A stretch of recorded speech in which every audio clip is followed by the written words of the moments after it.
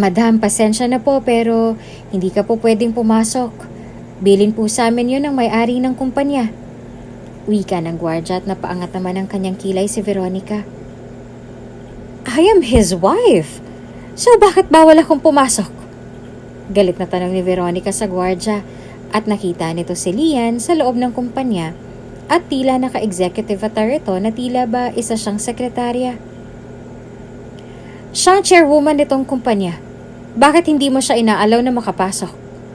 At ako isa sa mga associate dito sa kumpanya. Baka ako pwedeng pumasok. Tura ni Lance na kaagad naman ang sinagot ng gwardya. Pasensya na po pero sumusunod lang ako sa utos. Kaya umalis na po kayo at wag nang mag-iskandalo pa. Wika naman ng gwardya at napailing naman si Veronica. Ano? Even me? Hindi naman pwede yun. Inesaturan ng lalaki at hindi ito makapaniwala sa sagot sa kanila ng gwardya. Unbelievable! Bakit yung babae yun nasa loob ng opisina? Tapos ako na asawa ng may-ari ng kumpanya hindi pwedeng pumasok? Isang malaking kalokohan yan. Galit na tura nito. Ay siya po, newly hired po yan sir. Wika ng gwardya. Newly hired? Anong posisyon? Gigil na tanong ni Veronica at doon ay dumating si Rene. She is my secretary. Tipid na sagot nito sa kanyang asawa. Doon ay nanlaki ang mga mata ni Veronica. Nakakarinig ka na?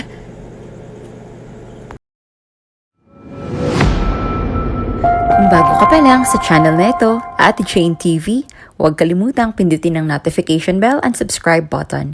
Sana po hindi naman malaking abala sa inyo ang pagpindot ng subscribe button dahil ang kapalit po nito ay ang pagsuporta para makapag-produce ng mga libreng stories sa mga channels ni Ate Jane. Maraming salamat!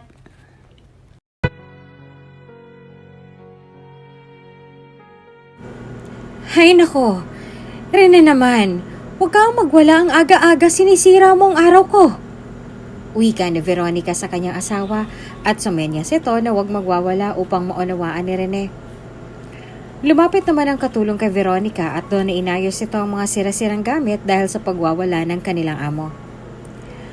Ma'am, nabasag po yung paborito mong vase dahil sa pagwawala ni sir. Wika ng katulong sa kanyang madam. Ano ba yan? Nakakaasar. Asikasuhin mo nga yung sir ninyo at aalis lang ako. Asar na tura nito sa katulong.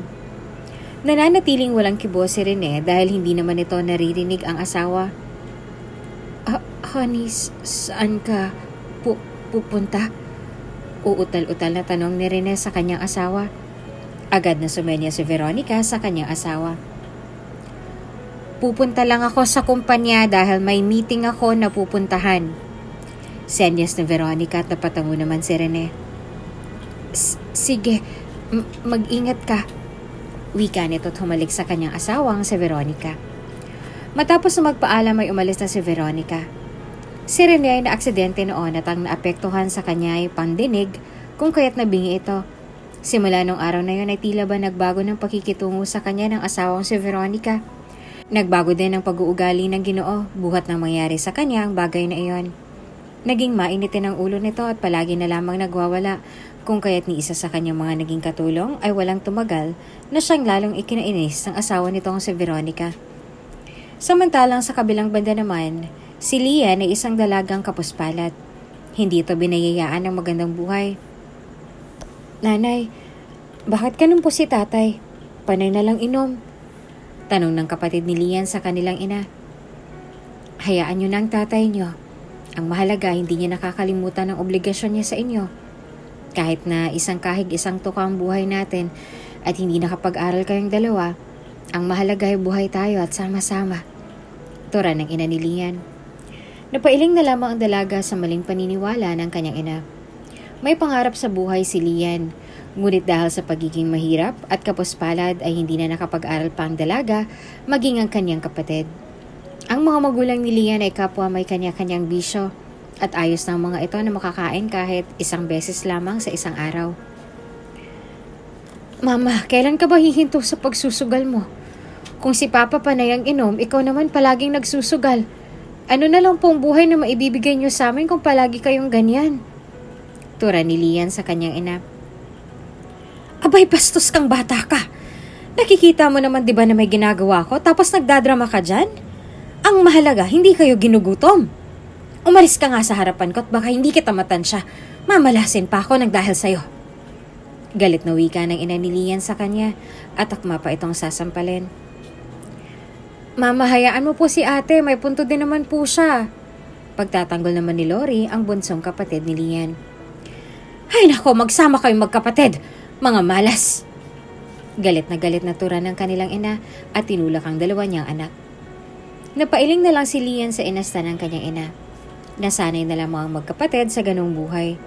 Ngunit may pangarap si Lian kung kaya't nang tumungtong ito sa tamang edad ay nagpa siyang dalaga na maghanap ng mapapasukan. Ngunit dahil walang pinag-aralan, ay nahirapan ito na makapasok sa mga trabahong ina-applyan nito. Lori, aalis lang ang ate ha. Maghahanap ako ng trabaho para naman makaalis na tayo sa pesting buhay na to. At saka gusto mong mag-aral, diba? Tutuparin mo yon. Gagawa ko ng paraan para magawa mong gusto mo. Para matupad ang mga pangarap mo. Babalik si ate, okay? Pakabait ka muna kay mama para hindi ka nila pagdiskitahan. Paalam ni Lian sa kanyang kapatid. Sige po ate, nauunawaan ko. Ako na pong bahalang magpalusot kay mama. Ingat ka po at good luck. Wika ni Lori sa kanyang ate at matamis ang umiti. Hanggang sa isang araw, habang may naglalakad ay napaupo si Lian sa isang upuan at natanaw nito ang isang mansyon na may nakalagay na karatula. Hiring? Tatanggapin kaya ako dun? Kunot noong tanong ni Lian sa kanyang sarili at kaagad na nagtungo sa bahay na may nakalagay na karatula. Kahit na tila ba nag-aalinlangan ay nag-doorbell si Lian doon at isang babaeng balingkinitan ang nagbukas ng gate. Bawal ditong pulube, wala akong ibibigay sa'yo. Mataray na wika ng babae. Hindi po ako mamamalimos. Nakita ko po kasi na naghahanap kayo ng katulong. Gusto ko po sanang mag-apply. Tura ni Lian at tinignan naman ito ang babae mula ulo hanggang paa. Pasok ka. Kakausapin kita. Wika ng babae at pinapasok si Lian. Pagpasok sa loob ay namamanghang inilibot ni Lian ang kanyang mga mata. Ang ganda. Hindi makapaniwalang wika ni Lian at natuwa ito sa ganda ng tahanan. Napailing naman si Veronica dahil sa sinambit ng dalaga na halatang ignorante sa ganoong mga bagay. First of all, bakit mo gustong magtrabaho? Kilala mo ba kami? May nagutos ba sa'yo na pumasok dito? Segunda ni Veronica at napakunot naman ang noon ni Lian. Hindi po hindi ko po kayo kilala. At higit sa lahat wala po nag-utos sa akin. Napadaan lang po ako kanina dito sa lugar ninyo at nakita ko yung nakalagay na karatula sa labas ng bahay niyo kailangan ko po ng trabaho. Kaya nagbakasakali po ako dito. Kaagad na paliwanag ni Lian at napatango naman si Veronica. Lilinawin ko lang. Hindi bata ang aalagaan mo. Mas lalong hindi ka katulong dito sa bahay kundi aalagaan mo ang bingi kong asawa. Madami na kami nakuhang katulong, pati caregiver na mag-aalaga sa kanya. Pero kadalasan umaalis ang mga ito. Sana lang ikaw ay tumagal.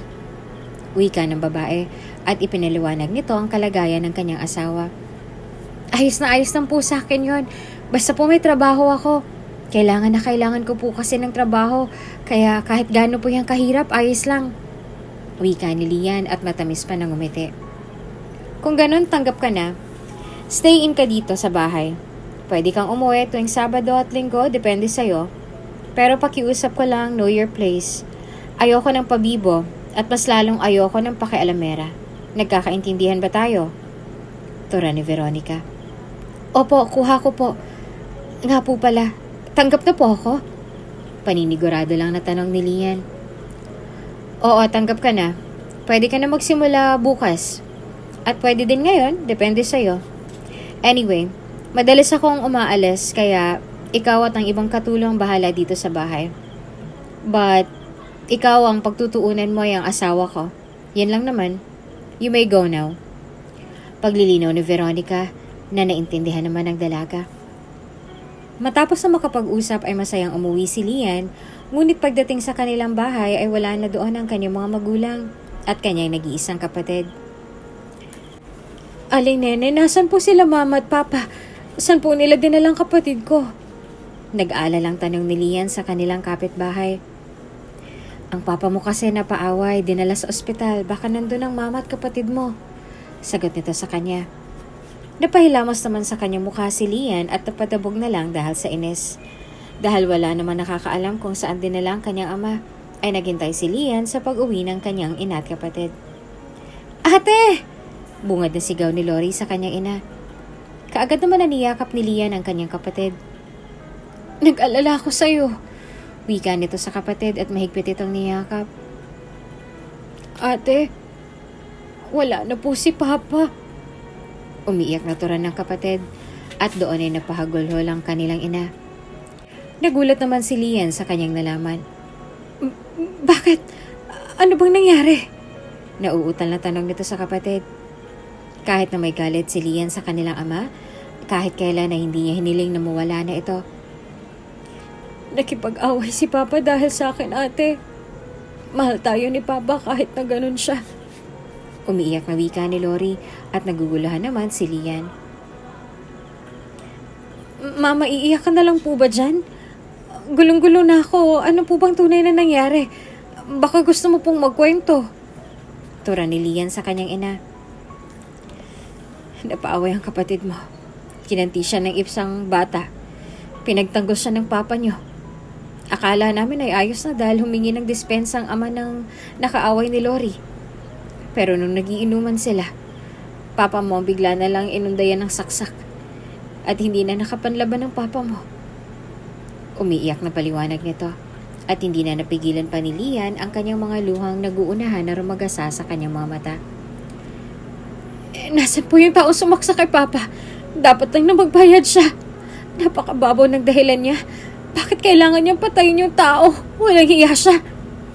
Galit na tura ng dalaga. Kahit na hindi sila magkasundo ng kanyang ama, may pagmamahal pa din sa puso ni Lian.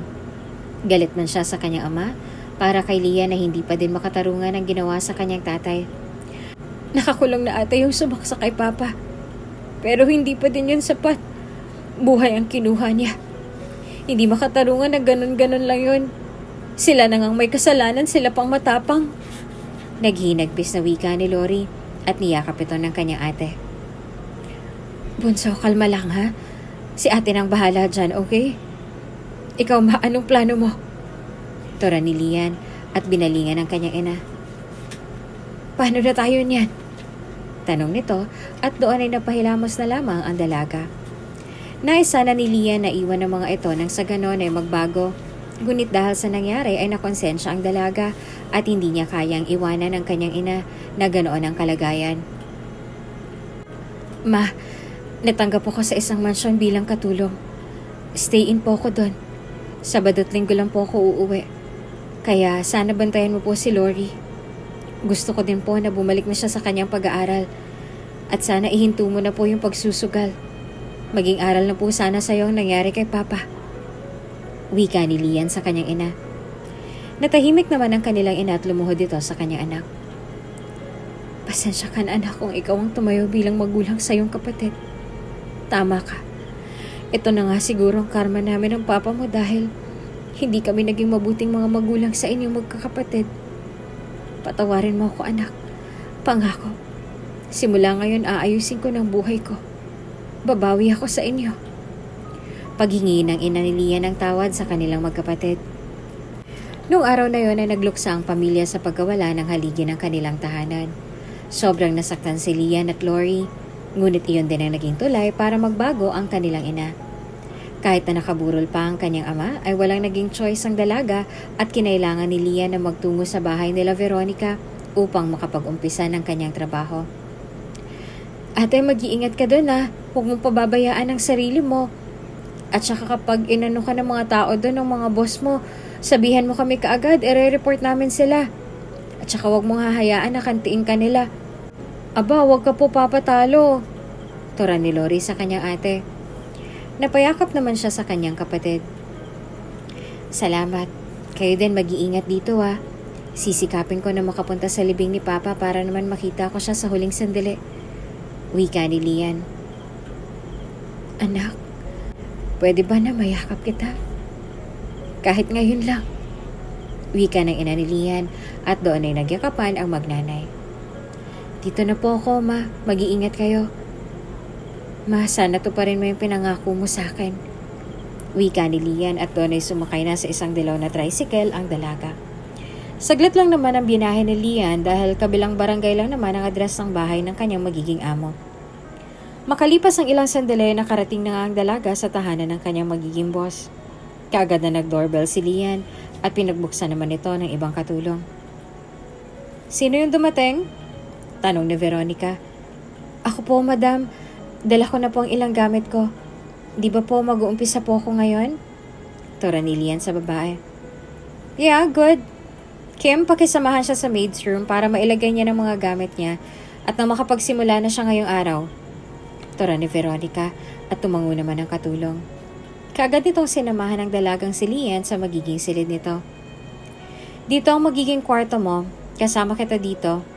Kada isang kwarto, 2 katulong ang magkasama. Nga pala ako si Sally. Ako yung tagabantay noon ni Sir Rene. Pero sumuko din ako. Kaya nilagay na lang ako ni Madam Veronica sa paglalabada. Ikaw pala yung bagong tagapagbantay ni Sir? Good luck sa'yo. Tora nito at nagpakilala pa. Bakit naman umaayaw ka sa pag-alaga dun sa asawa ni Madam? Takang tanong ni Lian. Hindi sa tinatakot kita ah. Madalas kasing magwala si Sir Rene at magbasag ng gamit. Lalo na kapag sinusumpong siya. Tora ni Sally. Napakunot naman ang noon ni Lian dahil hindi nito maintindihan ang nais puntuhin ng katulong. Ano ba ang sakit ng asawa ni Madam? Kunot noong tanong ni Lian. Bingi yun si Sir, tapos uutal-utal magsalita. Naaksidente kasi si Sir Rene noon at naapektuhan ng kanyang pananalita at mas lalo na ang kanyang pandinig. Paliwanag ng katulong. Buti hindi siya iniwan ni Madam. Tura ni Lian at inayos ang kanyang mga gamit. Natural, sayaman ba naman ni Sir Rene? Tanga na lang si Madam kung iiwan niya pa si Sir. Wika ng katulong at napatango na lamang si Lian. Matapos na makapag-usap at maiayos ni Lian ang kanyang mga gamit ay lumabas na ito sa silid. Doon ay rinig nilang lahat ng masasakit na salita na binitawan ni Veronica. Isa kang inutil! Kaasar! Wala nang ang silbi, pabigat pa! Galit na wika ng babae sa kanyang asawa. Tahimik naman ang lalaki dahil hindi nito naririnig ang lahat ng masasakit na salitang binibitawan sa kanya ng asawa. Tila naaawa naman si Lian sa lalaki. Ngunit naaalala niya ang sinabi sa kanya ni Veronica kung kaya't hindi na ito nangialam pa. Ganyan talaga yan si Madam, huwag mo na lang pansinin. Bulong sa kanya ni Sally. Nanahimik na lamang ang mga ito at doon na binalingan sila ni Veronica. Fahel, ano tinitingin-tingin niya dyan? Ikaw, Lian, kunin mo ang sir mo at dalhin mo sa kwarto niya. Nakakainis! Asar na utos ni Veronica. Nagmamadali naman na inalalaya ni Lian ang lalaki, ngunit tinabig lamang nito ang kanyang kamay. Hindi naman kumibo si Lian dahil nauunawaan niya ang nararamdaman ng kanyang alaga. Kaagad na inayos ni Lian ang lahat ng bagay na binasag at siniya ni Rene. Nakita naman ng lalaki ang pagiging pasensyosa ng bago niyang tagapag-alaga. Pasensya na. Uutal-utal na tora ni Rene at napahinto naman si Lian, ngunit tumalikod na lang ang lalaki. Matapos na malinis ang lahat ng kalat ay inahanda naman ni Lian ang pampaligo nito. Ayan, mabuti naman at marunong ka, Lian. Aalis na muna ako dahil may kailangan pa akong asikasuhin. Ikaw na munang bahala sa asawa ko. Bili ni Veronica at tumalik ito sa pisngi ng kanyang asawa na nakahiga. Sige po, ma'am, ako na pong bahala kay Sir Rene. Magalang at masunurin na sagot ni Lian. Tumango naman ang babae at umalis na. Ganon ang nangyari sa unang araw ng trabaho ni Lian sa mansyon at kita ng dalaga ang mga problema. Samantalang si Rene naman, matapos maligo ay tahimik lamang ito at walang kibo. Lian, kakain na. Isama mo na si Sir Rene sa ibaba. Wika ng katulong kay Lian. Tumango naman ang dalaga bilang tugon at doon ay bumaling sa kanyang alaga. Noong una hindi alam ni Lian kung paano kakausapin si Rene dahil hindi naman siya marunong ng sign language hanggang sa naisipan na lamang nito na itype sa kanyang cellphone ang sasabihin sa lalaki. Sir Rene, kakain na po. Litanya ni Lian at ipinakita sa lalaki ang kanyang nais sabihin. Napatitig pa doon si Rene ng una. Ngunit nang mabasa nito ang mensahe ng dalaga, ay nagsalita ito. Ayokong kumain. Utal-utal na wika ng lalaki. At doon ay napakamot naman sa kanyang ulo si Lian. Kaagad na nag-type muli si Lian sa kanyang cellphone at ipinakitang muli iyan sa lalaki. Sir, kailangan mong kumain kung gusto mo talaga na gumaling. Kailangan mong magpalakas. Di ko man alam ang tunay na nangyari. Naniniwala ako na habang may buhay, may pag-asa. Basta magtiwala ka lang sa puong may kapal. Litanya ni Lian. Kahit na itinatype nito ang kanyang sasabihin sa lalaki, binabasa niya din ito at sincere na nakatingin sa mga mata ng kanyang alaga. Natigilan naman si Rene sa naging mensahe sa kanya ng dalaga at doon ay nauna na itong bumaba kesa sa dalaga. Napangiti naman si Lian na mapasunod nito ang alaga. Kumain na sila at ni isa sa mga ito ay walang nagsalita. Kapwa tahimik ang mga ito at walang mga imek. Hanggang sa natapos na lamang silang kumain. Naging ganoon ang routine ni Lian sa bahay nila Rene. Nung una ay suplado at nagmamaldito si Rene sa dalaga. Ngunit katagalan ay naging palagay din ang loob nito sa dalaga.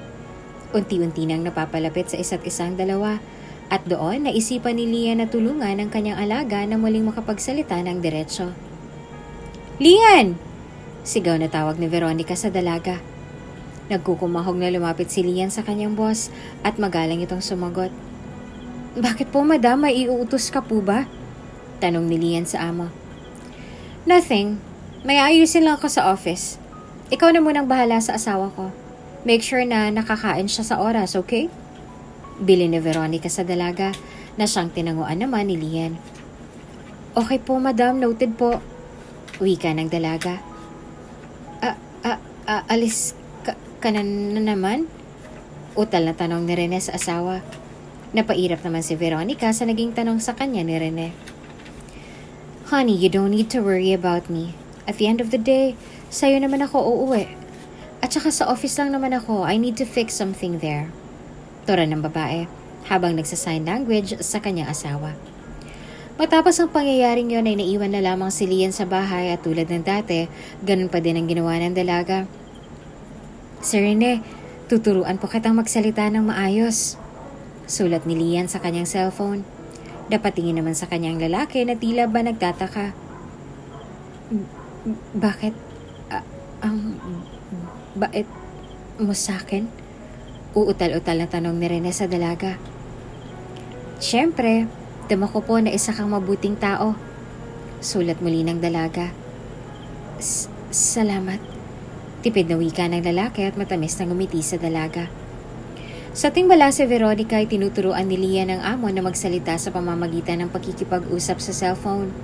Natuwa naman si Rene sa kabaitan sa kanya ni Lian at ginagawa ng dalaga ang kanyang trabaho. Isang araw habang tinuturuan ni Lian si Rene na magsalita ng tuwid ay naabutan sila ni Veronica at galit na galit ito sa dalaga. Hindi ba't sinabihan kita sa simula pa lang na ayoko ng pabibot pakialamera? Tama? Nandalaking matang tanong ni Veronica kay Lian. Madam, wala naman po akong ginagawang masama. Pinapractice ko lang po ang asawa mo na magsalita ng tuwid. Masama po ba yun? Pangangatwiran ng dalaga. Doon ay sinampal ito ng babae at saka galit na bumaling sa kanyang asawa. Isa ka pa! Nangarap ka pa talaga na makapagsalita ng tuwid, ano? Kahit anong gawin mo, wala ka na magagawa pa. Hindi na babalik ang dating buhay mo. Habang buhay ka nang walang pakinabang at pahirap ka dito sa bahay. Ako lang ang babaeng tatanggap sa'yo sa kabila ng kapansanan mo. Mapang-insultong wika ni Veronica. Madam, huwag ka naman pong ganyan sa asawa mo. Dapat po ikaw ang unang susuporta sa kanya. Pero sa pinapakita mo po, ikaw pang nagdadown sa kanya. Wika ni Lian sa babae. Hindi naman nagustuhan ni Veronica ang pagsakot sa kanya ni Lian. Know your place, Lian. Hindi porket mabait ako sa'yo. Sasagot ka na. Usapan naming mag-asawa to, labas ka na dito. O baka naman gusto mong mawala ng trabaho. Wawarningin kita. Ayoko nang mauulit ito. Naiintindihan mo? Tura ni Veronica at dinuro-duro pa si Lian. Hindi na sumagot pa ang dalaga sa takot na mawala ng trabaho Ngunit hindi nito pinakinggan ang sinabi ng babae. Pinagpatuloy pa rin ni Lian ang pagtuturo kay Rene at unti-unti ngang nag-i-improve ang lalaki. Pasensya ka na, nadamay ka pa sa amin.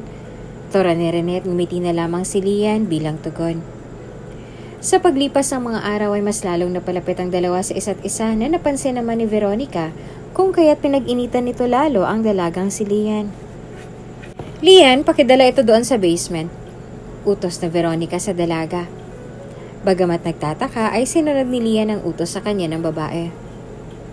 Ang bigat naman ng mga damit na to. Tura ng dalaga sa kanyang sarili. Buhat-buhat ni Lian ang isang sako ng damit na luma. Pababa na ng hagdan si Lian nang bigla itong natalisod dahilan para mahulog siya sa hagdan, pababa sa basement. Dahil sa nangyari ay nawala ng malay ang dalaga. Sa kabilang banda naman si Veronica ay naganda na nang dahil aalis na naman ito. Nasaan na ba si Lian? Aalis na ako. Bagot na wika ng babae at nakailang tingin na ito sa kanyang relo. Nasa basement pa po ata, madam. Hindi pa po siya bumabalik simula kanina. Paliwanag ni Sally. Okay, pakisabi na lang na umalis na ako. Isa pa 1 week ako mawawala kaya ayusin niyo ang trabaho ninyo. Isa pa pakisabihan din yung kaibigan mo at baka pagbalik ko inahas niya ng asawa ko. Wika ni Veronica kay Sally. Opo, sasabihin ko po. Magalang naman ang sagot ng dalaga.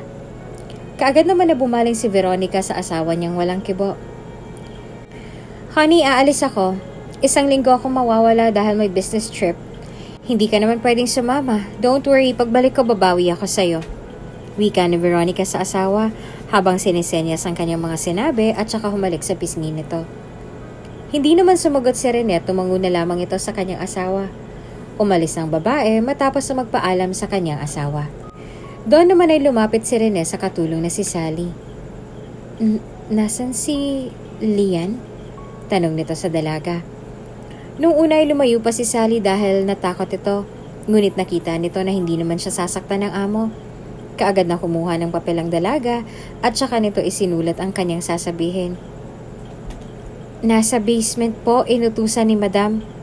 Sulat ni Sally at doon ay walang sabi-sabi ay nagtungo sa basement si Rene. Sumunod naman sa kanya si Sally at doon ay parehong nagulantang ang dalawa nang makitang walang malay ang dalaga.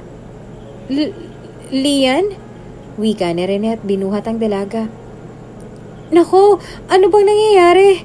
Nag-aalalang wika ni Sally at inalalayan sila Rene.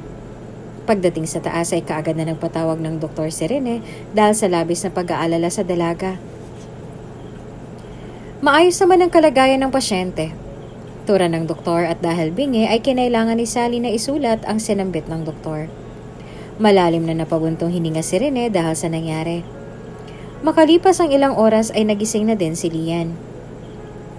Anong nangyari? Tanong nito at nagtatakang tumingin sa kanyang mga kasama. Naabutan ka na lang namin na walang malay kanina dun sa basement. Ano bang nangyari?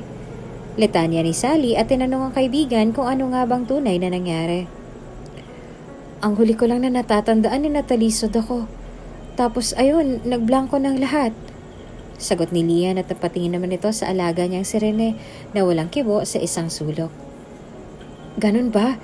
Sa susunod kasi mag-ingat ka. Ito naman kasi si Madam, alam na ang bigat-bigat ng mga damit na yun eh. Ikaw pa talagang pinagbuhat niya.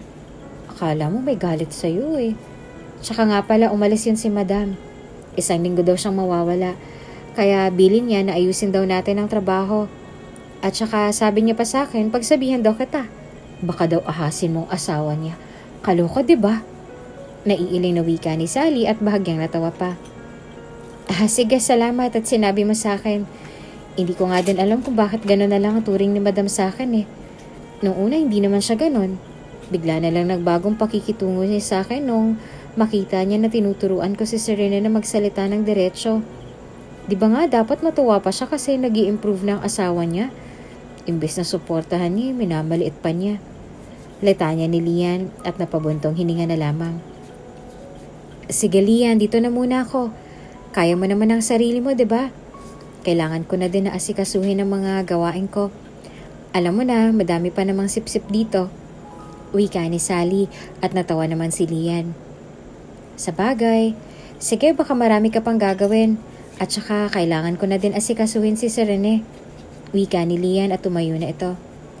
Baka naman mapano ka, magpahinga ka kaya muna. Wika ni Sally at ngumiti naman ang dalaga.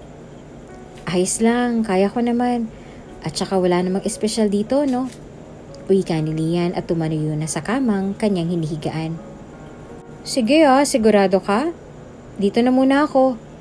Paalam nito at lumabas na sa silid na yon. Lumapit naman si Rene kay Lian nang makaalis ang katulong na si Sally. Kamusta ka? Ayos ka lang ba? Tanong nito sa dalaga at matamis naman ng umiti si Lian. Kaagad na kinuha nito ang kanyang cellphone at doon ay nag-type ito. Ayos na ayos lang po ko. Sulat ni Lian at doon ay nag-type din si Rene. Nanlaki ang mga mata ni Lian nang makita ang sulat sa kanya ng lalaki. Napatingin pa ito na tila ba nagtatanong. Totoo yan, Lian. Sana lang walang ibang makaalam. Dire-diretsong wika ni Rene na siyang ikinagulat ni Lian. Ibig sabihin po, peke lang pong lahat ng to? Nagugulang ang tanong nito. Hindi, Lian. Nung nakaraan ko lang napagtanto na nag-improve na ang pandinig ko. Pero ayoko may ibang makaalam. Sana wag mong sirain ang tiwala ko sa'yo. Wika ni Rene at mahina lamang ang usapan ng dalawa upang walang ibang makarinig sa kanila. Makakaasa ka po, Sir Rene. Wika ni Lian. Sa kauna-unahang pagkakataon ay ngumiti sa kanya ang amo. Matapos ang araw na yon, kahit na alam na ni Lian ang totoo, ay patuloy pa din ito sa pakikipag-usap kay Rene sa kanyang cellphone upang walang makaalam ng totoo. Habang tumatagal na wala si Veronica sa kanilang tahanan, unti-unting nawala ang pagmamahal ni Rene sa kanyang asawa. Sa paglipas ng mga araw, nahuhulog na ang loob ng lalaki sa kanyang tagapag-alagang si Lian, ngunit pinigilan niya ang kanyang nararamdaman dahil alam niyang maaaring mapahamak ang dalaga kung ipagpapatuloy niya ang kanyang damdamin. Matapos nga ng isang linggo ay bumalik ng asawa ni Rene na si Veronica at kung umasta ito ay para bang reyna. Lian! Sigaw ni Veronica kung kaya't nagmamadaling nagtungo si Lian sa babae kahit pa may ginagawa siya. Bakit po, madam? Welcome home po. Matamis sa wika ni Lian at totoo ito sa pakikitungo sa amo. Nasaan ang asawa ko? Inahas mo ba? Well, panigurado naman na hindi yung papatol sa katulong na kagaya mo. Anyway, pakidala na lang nito sa kwarto ko at pakiingatan ng mga gamit ko dahil mahal pa yan kaysa sa buhay mo. Tora nito kay Lian at puro masasakit na salita ang binitawan nito sa dalaga. Hindi na lamang yan pinansin ni Lian dahil alam niya na hindi naman siya ganong klaseng babae kahit matila nahuhulog na siya sa kanyang alaga. Nasa silid niyo po si Sir Rene.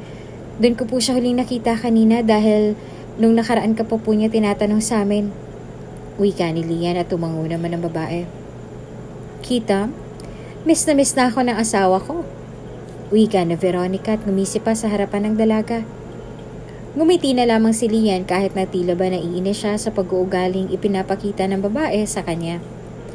Matapos ang tagpong yon ay nagtungo si Lian sa silid ni Veronica kung saan nakalagay ang lahat ng gamit nito. Mahiwalay kasi na kwarto ang babae para sa kanyang mga gamit at iisa naman sila ng tinutulugan ng kanyang asawa. Pag-akyat naman ni Veronica sa silid ng asawa ay bagong ligo lamang sa Rene. Veronica, buti na kauwi ka na. Utal-utal na tura ni Rene at ngumiti sa kanyang asawa. Kaagad naman naniyakap ng babae ang asawa at pagtalikod ay napairap na lamang ito sa hangin. Namiss kita, senyas ni Veronica at ngumiti. Walang kaalam-alamang babae na nakakarinig na pala ang kanyang asawa. Wala itong ideya na nakakarinig na pala si Rene. Ngunit sinadya talaga ng lalaki na huwag ipaalam sa kanyang asawa ang totoo dahil tila ba may agam-agam na sa kanyang puso at isip. Kararating mo lang? Tanong ni Rene sa asawa, tumango naman ang babae. Alam mo, ang dami namin napag-usapan sa business trip. Sayang at wala ka. Senyas pa ni Veronica. Ayos lang, mukhang nag-enjoy ka. Tora ni Rene at tumawa naman ang asawa nito. Of course, honey. Tipid na sagot nito. Nagkwento pa ng kung ano-ano si Veronica, tanging pagtango na lang at saka pagngiti ang naisagot ni Rene sa kanyang asawa. Matapos ang pag-uusap na yon, ay bumaba ng mag-asawa at naghanda naman sila Lian na makakain ng mga ito. Ingat na ingat si Lian sa kanyang kilos dahil alam niya na mainit ang dugo sa kanya ng among babae. "Ito na pong pinaluto mo, madam," wika ni Sally at inilapag ang pagkain na pinaluto sa kanya ni Veronica. Tumango naman ang babae at kumain ng mga ito. Maya-maya ay nabileokan bigla si Rene. "Tubig!" sigaw ni Veronica at kaagad naman na iniabot ni Lian ng tubig na may baso. Ngunit dahil sa tarantay na buhusan nito si Veronica na siyang ikinagalit ng babae. Pasensya na po, natarantalan po ako," paliwanag ni Lian at humingi ng pasensya sa babae. "Pasensya? Natataranta? Tanga ka pala eh." Galit na wika ni Veronica at doon ay sasampalin sana nito si Lian, ngunit hinawakan ni Rene ang kamay ng kanyang asawa. "Hayaan mo na. Kumain na tayo." Uutal-utal ng wika ni Rene at sinenyasan si Lian na umalis na. Kaagad naman na umalis si Lian at nagtungo sa kusina. Galit naman na bumaling si Veronica sa kanyang asawa. "Bakit mo ginawa yon? Bakit mo pinagtanggol yung babaeng yon?" Galit na wika ni Veronica at isinulat niya iyon sa kanyang cellphone at saka inis na ipinabasa sa kanyang asawa. Hindi naman siya sinagot ni Rene at nagpatuloy lamang ito sa pagkain. Napailing na lamang si Veronica dahil sa ginawang iyon sa kanya ng kanyang asawa. Matapos ang pangyayaring iyon ay pinag-initan na ng babae buong araw si Lian. "Ano ba itong kwarto ni Rene? Bakit ang dumi? Papuntahin niyo nga sa akin ang walang hiyang Lian na yan. Ano kayang ginawa niya habang wala ako't ganito kadumi ang silid ng asawa ko?" Galit na wika ni Veronica. Napailing na lamang si Sally sa inastan ng kanilang amo dahil hindi naman madumi ang kwarto. Sadyang mainit lamang ang dugo nito kay Lian. Kaagad na bumaba si Sally, tinawag ang kaibigan. "Lian, tawag ka ni Madam." Tura nito sa dalaga.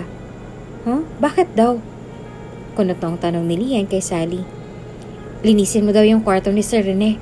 Sobrang dumi daw kahit napakalinis naman. Ang init talaga ng ulo nun sa'yo, no? Akala mo buntis kong maglihi sa'yo eh." Wikat nito at napatango na lamang si Lian. Kaagad na itong nagtungo sa kwarto ni Rene at doon ay nakapamewang itong pinagbuksan ni Veronica. "Lintik kang babae ka. Sinabi ko sa'yo na ayusin mo ang trabaho mo. Bakit ang dumi dito?"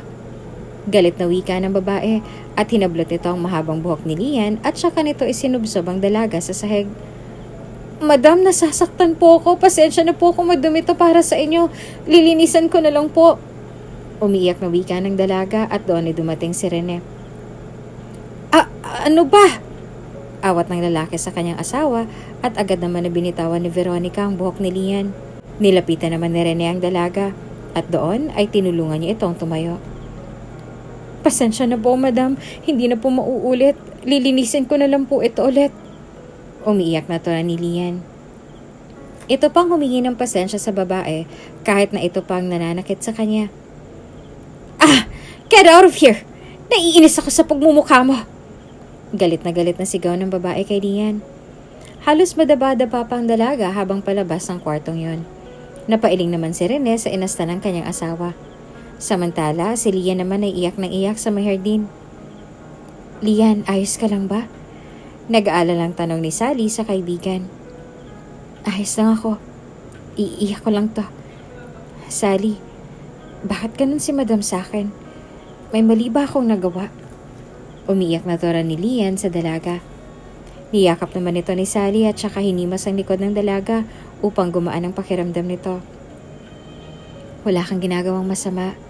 Siguro ay nagsiselos lang si Madam. Kasi close kayo ng asawa niya.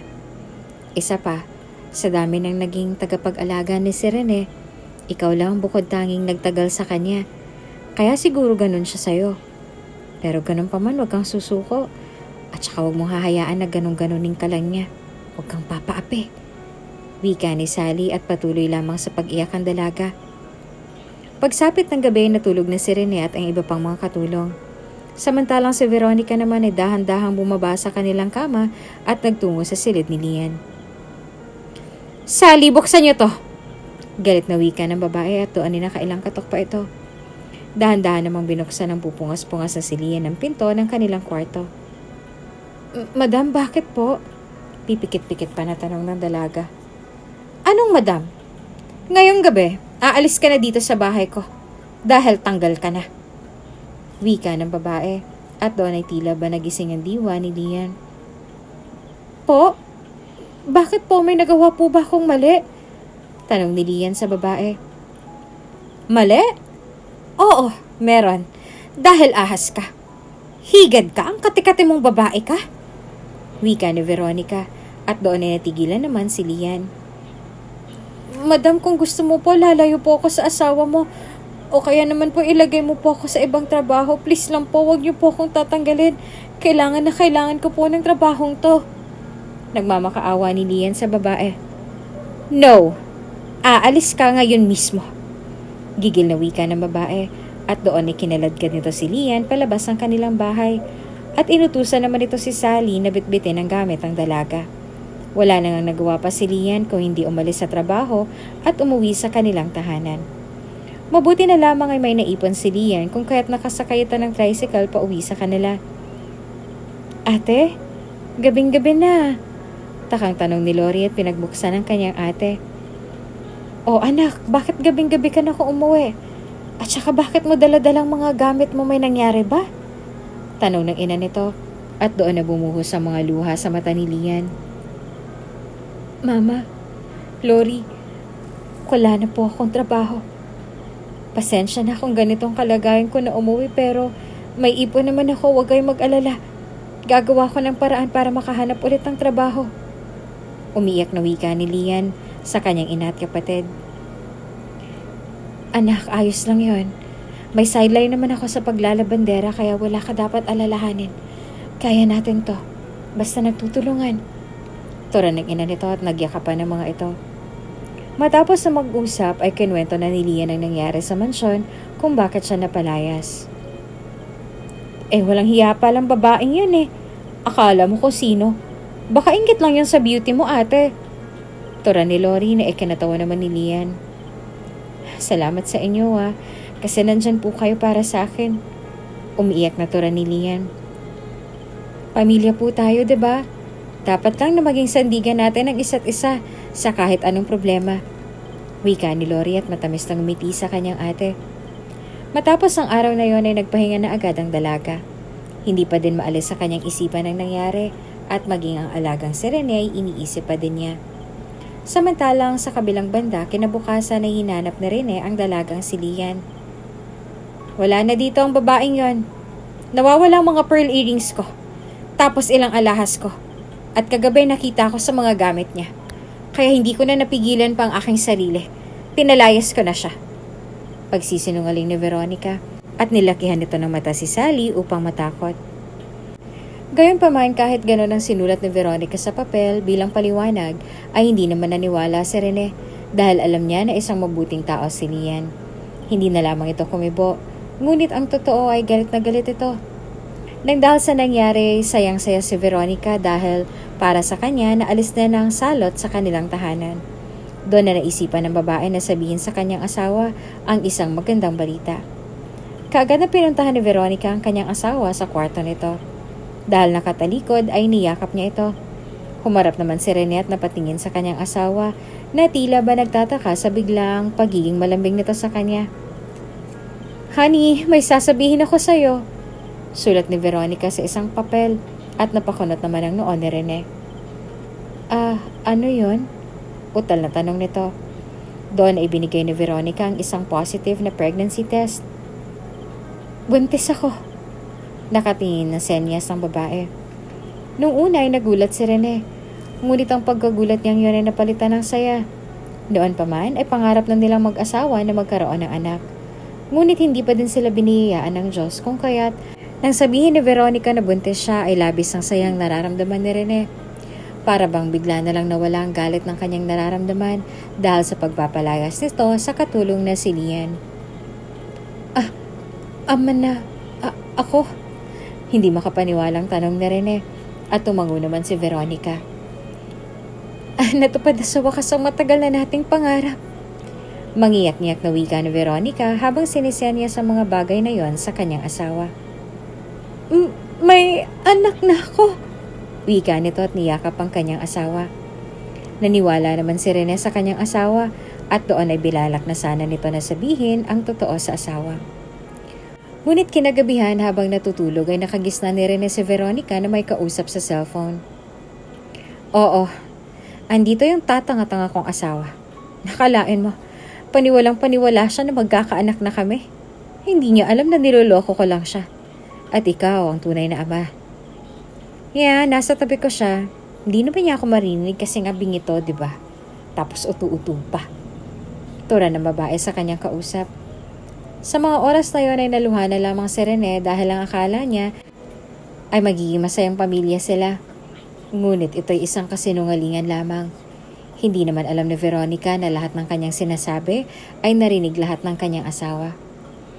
Kinaumagahan ay nagising na nga lang si Veronica na wala na sa kanyang tabi si Rene. Magandang umaga po, ma'am. Bati ng mga katulong kay Veronica. Nasaan ang Sir Rene ninyo? Kunot na ang tanong ng babae. Lumabas po, bilin po ni Sir na sabihin namin sa'yo na bibili lang daw po siya ng regalo para sa'yo. Sagot ni Sally at napatango naman si Veronica. Ganun ba? Aalis pala ako, pasabi na lang kay Sir ninyo na may pinuntahan ako. Bilin ng babae at kaagad itong nagtungo sa kanyang silid at saka ito nag-ayos ng kanyang sarili. Matapos na makapag-ayos ng sarili ay umalis na ang babae. Sa kabilang banda, si Rene naman ay nagtungo pala sa bahay nila Lian. Tao po, katok ni Rene sa pinto ng bahay nila Lian. Itinanong ng lalaki ang address ng bahay ng dalaga sa kapwa nito katulong na si Sally at mabuti na lang ay alam nito kung kaya't napuntahan ng lalaki ang tahanan nila Lian. Ano po yon? Sino pong hanap mo? Tanong ng batang si Lori. Dito ba nakatira si Lian? Tanong ng lalaki. Opo, ate ko po siya. Bakit po? Tanong ni Lori at doon ay napangiti naman si Rene. Nandyan ba siya? Pasabi naman na nandito kamo ko. Wika nito at napakunot naman ang noon ng bata. Ano pong pangalan mo? Kunot noong tanong ni Lori. Rene. Wika ng lalaki at kaagad na tumango ang bata at saka ito nagtungo sa kanyang ate. Ate, may naghahanap sa'yo. Pangalan, Rene. Nasa labas po siya. Wika ni Lori at doon ay nagulat naman si Lian. Rene? Pag-uulit ng dalaga sa pangalan. Opo, Rene daw po. Andun siya sa labas. Papapasukin ko po ba? Turan ni Lori at tumango naman si Lian. Kaagad na inayos ng dalaga ang kanyang sarili at doon ay pumasok sa loob ng kanilang bahay si Rene. Sir Rene, ano pong ginagawa niyo dito sa amin? Nagtatakang tanong ni Lian at hindi ito makapaniwala na matutuntun sila ng kanyang alaga. Pwede ba kitang makausap? Yung private sana. Wika ni Rene kay Lian. Bakit po? At saka alam po ba ni Madam Veronica na nandito ka? Baka mamaya sumugod po yung dito. Ayoko po ng gulo. Lalo na't baka madamay po ang mama at kapatid ko. Tora ni Lian kay Rene. No. Hindi niya alam. Kaya wala kang dapat ipag-alala. Tura ng lalaki sa dalaga. Napatingin naman si Lian sa kanyang ina. Sige na anak, baka importante yan. Tura ng ina ng dalaga at doon ay nagtungo sa labas muna si Lori at ang kanilang nanay. Naiwan naman sa loob si Rene at Lian. Ano pong pag-uusapan natin? Kung ano man pong sinabi sa inyo ni Madam Veronica, hindi na po ako magpapaliwanag. Ikaw na pong bahala kung maniniwala ka sa kanya. Kaagad na segunda ni Lian. Alam ko naman yon. Hindi ako naniniwala kay Veronica. Dahil alam ko na masamang ugali niya. Na hindi siyang babaeng minahal at pinakasalan ko. Lian, I am so sorry kung wala ako nung pinalayas ka ni Veronica. Pero trust me, hinanap agad kita. Kaso nga lang nadala ako sa kasinungalingan niya. Letanya ni Rene at natahimik naman si Lian. Kasinungalingan? Ano po yun? At saka bakit ka po pala pumunta dito? Sunod-sunod na tanong ni Lian sa lalaki. Akala ko magiging ama na ako. Gaya ng sinabi niya sa akin. Pero lahat ng yan, puro kasinungalingan lang pala. Niloloko niya ako, Lian. At sa tingin ko ay matagal niya nang ginagawa ang mga bagay na yan. Rinig na rinig ko kagabi ang lahat ng sinabi niya na isa akong tanga at utu-uto. Gusto ko na pagbayarin sila sa kasalanan nila. Pero kailangan ko ang tulong mo, Lian. Turan ni Rene sa dalaga. Ano naman pong kinalaman ko dyan? Paano po kita tutulungan? Takang tanong ni Lian kay Rene. I have plans. Wika nito at doon ay napakunot ang noo ng dalaga. Plano? Ano po?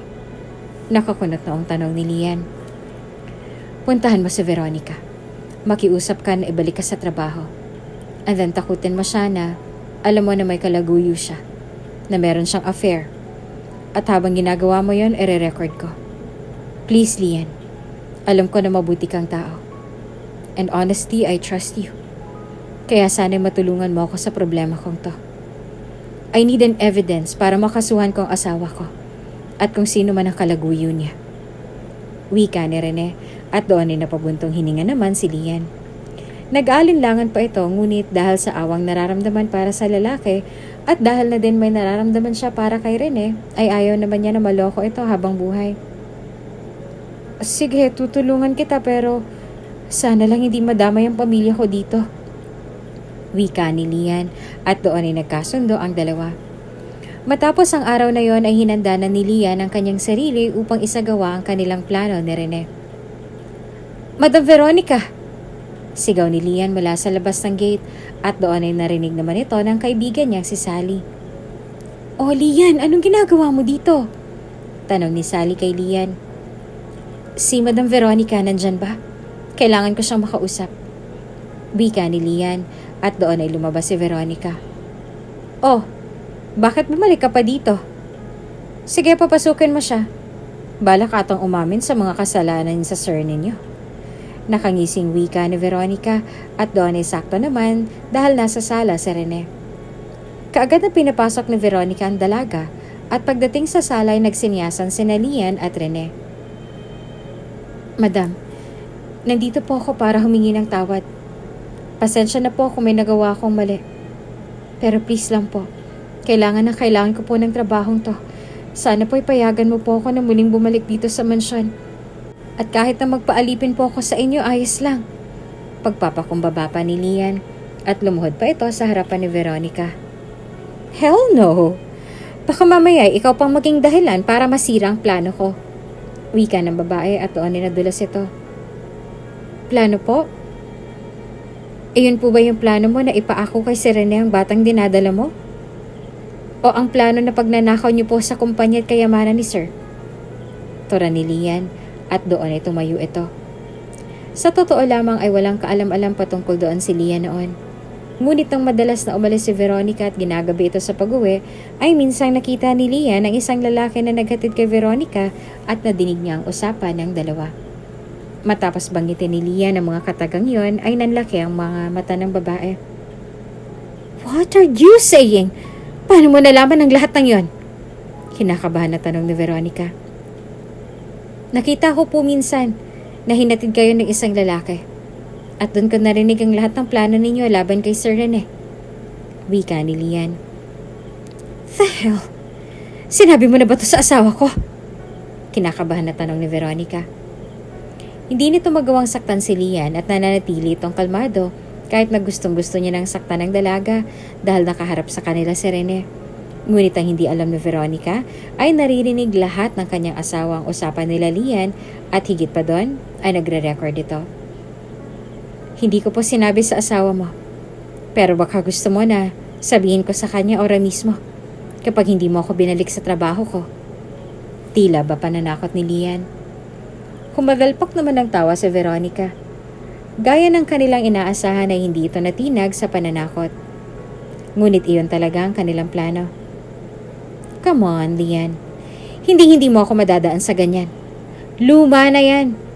Kumbaga sa panahon, naglipasan na. Bulok na kung sa pagkain pa. Bakit, may ebidensya ka ba? Kahit sabihin mo kay Rene ang nakita mo, sa tingin mo maniniwala siya sa'yo? Ilusyonada ka. Wala kang ebidensya na may kabit ako. Oo, narinig mong plano namin. Tanga yung asawa ko. Alam mo ba? Tuwang-tuwa siya nung sinabi ko na magkakaanak na kami. Pero ang totoo niyan, hindi naman niya talaga alam na hindi niya anak itong dinadala ko. At kapag nakuha ko ng lahat ng kayamanan niya, pwede ko na siyang iwan. Nakangiting wika ni Veronica at yumakap pa kay Rene. Anong pinag-uusapan niyo? Pagkukunwari ni Rene. Nothing, honey. Humihingi lang ng tawad si Lian. You may go na. Senyas ni Veronica sa asawa at doon ay kinaladkad na ito palabas si Lian. Nagkatinginan pa ang dalawa at nagkunwari pa si Lian na nagmamakaawa. Ngunit pinaalis na ito ni Veronica. Kaagad naman na pinatay ni Rene ang recording at sinave yon upang kanyang magamit laban sa kanyang mandulokong asawa. Matapos ang araw na yon, upang malaman kung sino ang kalaguyo ng kanyang asawa, ay nag-hire si Rene ng private investigator para pasundan si Veronica. Nang makakuha ng sapat na ebidensya si Rene, doon na ito gumawa ng hakbang. Salamat diyan sa pagtulong sa akin na makakuha ng sapat na ebidensya. At bilang pasasalamat, I will hire you as my secretary. Alam ko naman na hindi mo tatanggapin kung perang ibibigay ko sa'yo bilang pasasalamat. Dahil ilang beses mo na iyong tinanggihan. Salamat din, Lian, sa pagtitiwala mo sa akin. Nakaya ko. At higit doon dahil sa pagiging maalagain mo at matulungin mo, namulat ako sa katotohanan. Pasasalamat na Rene. Wala po yun. Pero hindi ko po tatanggihan ang trabahong inaalok mo sa akin dahil kailangan ko po talaga yun. Lalo na't nag-aaral pa po ang kapatid ko. Nga po pala, ano pong balak mo sa asawa mo doon sa kalaguyo niya? Tora ni Lian at natanong nito si Rene sa magiging hakbang nito. Kakasuhan ko sila. Tipid na sagot ng lalaki. Pero po buntis mo ang asawa mo. Paalala ni Lian at doon ay natahimik si Rene. Hindi ko alam. Ano bang malay natin? Baka mamaya gawa-gawa lang din yun ni Veronica. Wika ng lalaki. Pero siya na po nagsabi, wala pong kasalanan ng bata sa ginawa ng kanyang mga magulang. Wika ni Lian at napabuntong hininga na lamang si Rene. Saka ko naiisipin yan. Sa ngayon kailangan ko silang pagbayarin sa kasalanan nila. Tura nito at napatango na lamang si Lian. Matapos ang araw na yon ay nag-umpisa na si Lian na magtrabaho bilang sekretarya ni Rene at bumalik na sa kanyang kumpanyang lalaki at walang kaalam-alamang asawa nitong si Veronica at kabit nito na isang associate sa kumpanya ni Rene. Hanggang sa dumating ang araw na yon, nagtungo si Veronica sa kumpanya upang magtungo sa isang meeting dahil siya ang chairwoman ng kumpanya simula nang magkasakit si Rene. Ngunit laking gulat nito nang harangin siya at ang kanyang kalaguyo na isang associate ng gwardya sa may lobby at hindi sila nito pinapasok. Madam, pasensya na po pero hindi ka po pwedeng pumasok. Bilin po sa amin yun ang may-ari ng kumpanya. Wika ng gwardya at napaangat naman ng kanyang kilay si Veronica. But I'm his wife, so bakit bawal akong pumasok? Galit na tanong ni Veronica sa gwardya. At nakita nito si Lian sa loob ng kumpanya at naka-executive attire to na tila ba isang sekretarya. Siya ang chairwoman nitong kumpanya, bakit hindi mo siya inaalaw na makapasok? At ako ay isa sa mga associate dito sa kumpanya. Baka pwede akong pumasok. Tora ni Lance na kaagad naman na sinagot ng gwardya.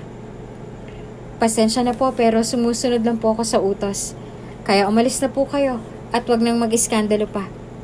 Wika ng gwardya at napailing naman si Veronica. What? Even me?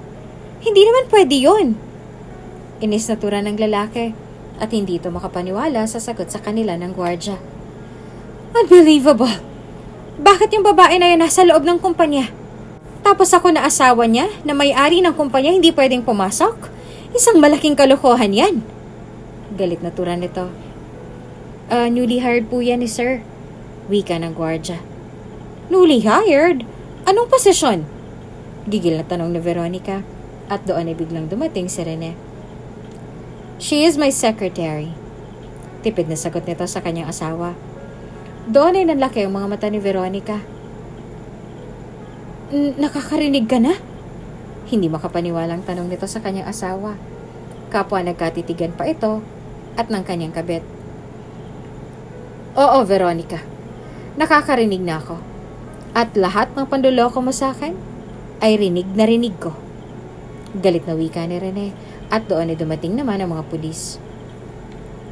Miss Veronica at Mr. Lance, Hinuhuli po namin kayo sa kasong pagnanakaw at adultery. May karapatan po kayo na manahimik at kumuha ng abogado upang magtanggol sa inyo. Anumang salitang inyong sabihin ay maaaring gamitin laban sa inyo. Wika ng pulis habang pinoposasa ng dalawa. You will regret this!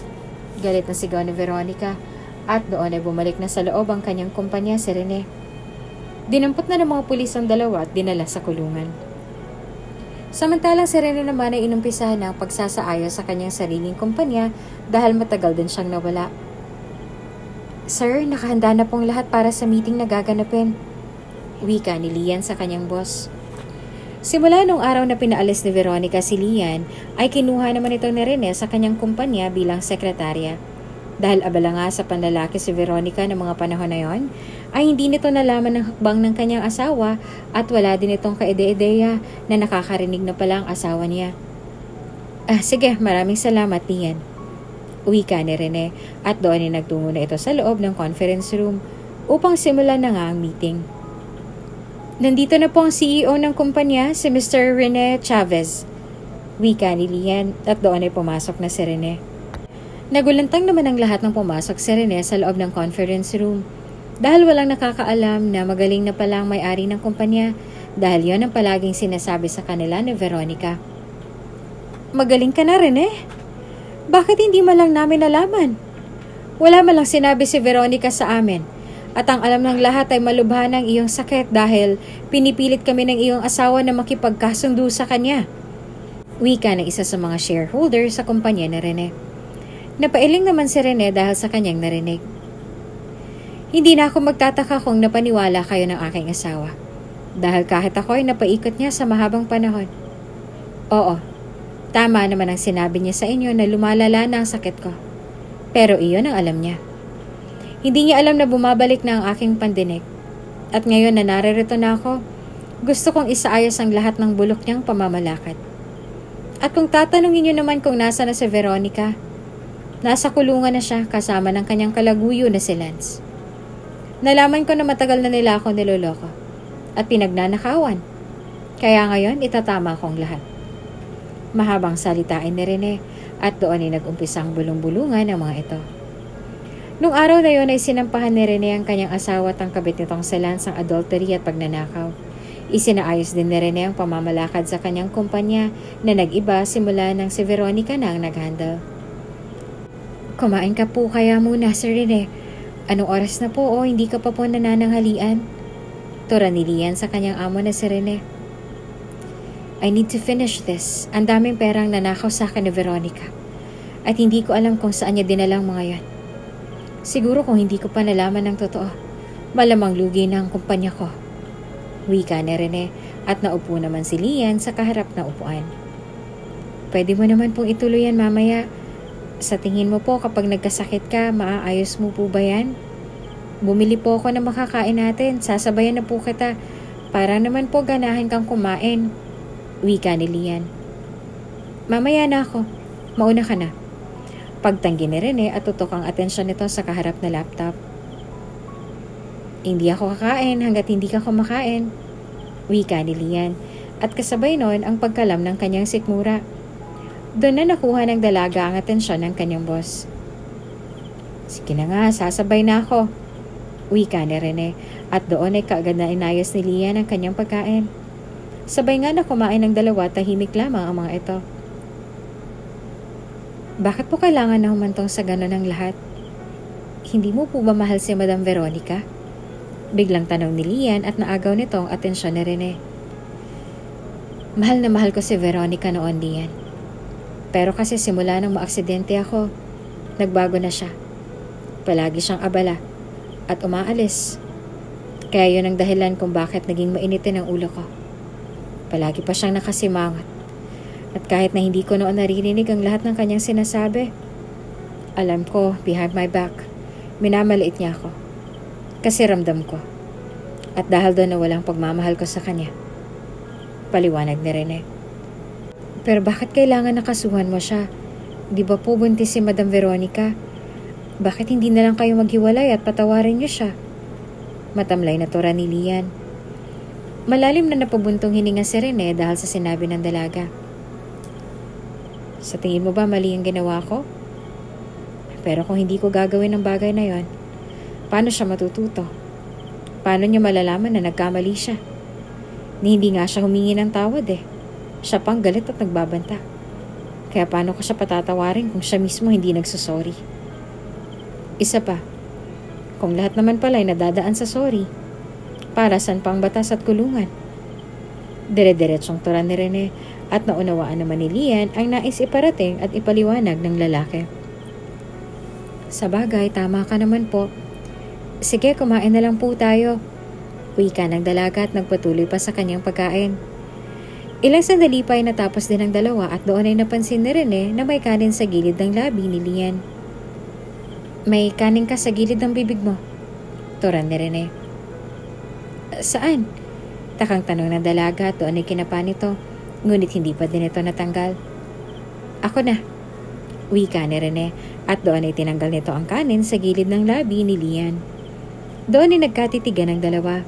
Dahan-dahang naglapit ang kanilang mga labi, ngunit bigla na lamang may kumatok kaya agad na lumayo si Lian at pinagbuksan kung sino man ang papasok. Sir Rene, na-file na po ang kaso sa inyong asawa at sa kalaguyo nito. Kailangan na lang natin na magtungo ka sa bawat hearing upang malaman ang desisyon ng korte. Wika ng attorney ni Rene.